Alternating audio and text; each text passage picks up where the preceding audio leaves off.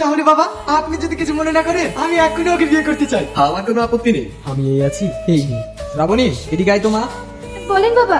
এই ছেলেটা তোকে বিয়ে করতে চাই, তোর যদি কোনো আপত্তি না থাকে ওর হাতে তোকে তুলে দিতে চাই। আমি তো আপনার কাছে মানুষ হয়েছি, আপনি যা ভালো বুঝবেন তাই করে। তাহলে তো কোনো ব্যাপারই নেই বাবা। হ্যাঁ আয়। আমার মেয়েকে তোর হাতে তুলে দিলাম, তুই সুখী হোস।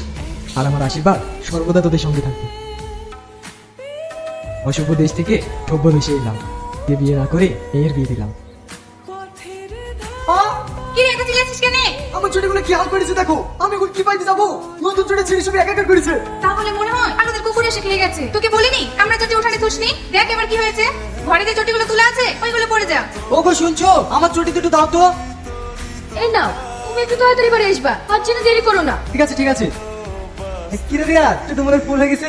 করার পর থেকে তোকে তো আর দেখাই যায় না। তোদের কথা সত্যি রিয়া, তুই কপাল কোন একটা বউ পেয়েছিস, তুই দারুণ দেখ।